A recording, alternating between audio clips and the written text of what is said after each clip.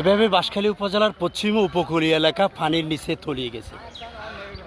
দুঃখ ও ভারাক্রান্ত মন নিয়ে আপনাদের সাথে আমি যুক্ত হয়েছি।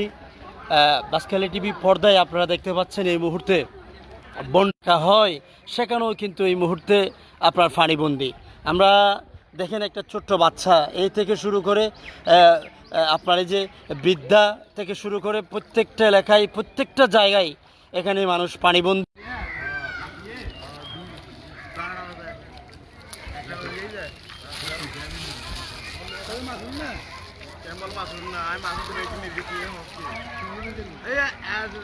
সবাইকে স্বাগতম। টানা 5 দিন প্রচুর পরিমাণ বৃষ্টি এবং পাহাড়ি ঢলের কারণে বাঁশখালী উপজেলা পশ্চিম এই এলাকায় বন্যার অবনতি হয়। এই বন্যা আমরা বিশেষ করে এই মুহূর্তে পানির সংকট, যোগাযোগ ব্যবস্থা, বিশুদ্ধ পানি এবং এই যে আপনার নিত্য প্রয়োজনীয় জিনিসসহ এই মুহূর্তে সংসদ আপনাদেরকে উদাত্ত আহ্বান জানাই আপনারা দ্রুত যেন এই যে পানি নিষ্কাশনের এই ব্যবস্থাটা করেন।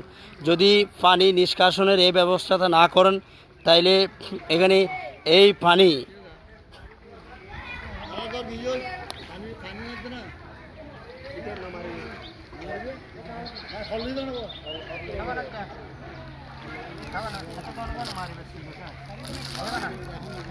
জি, এটা হচ্ছে প্রধান সড়ক 7 নং সরল ইউনিয়নের হারুন বাজার থেকে জালিয়াখালী বাজারের এই প্রধান সড়ক, হারুন বাজারের দক্ষিণের এই প্রধান সড়কের এই যে আপনার এই যে কোমরের চেয়ে বেশি পরিমাণ পানি এখানে আপনারা দেখতে পাচ্ছেন।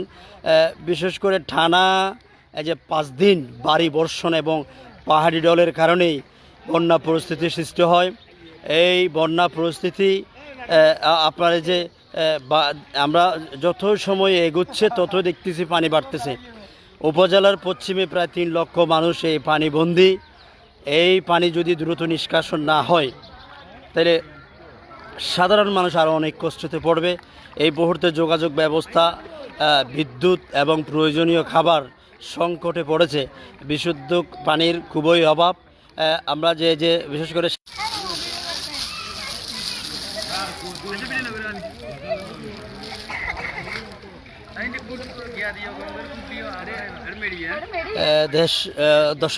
দেশ এবং প্রবাস থেকে যারা আমাদের দেখছেন সবাইকে সুস্বাগতম। আপনারা অবশ্যই ভিডিওটি শেয়ার করে দিবেন।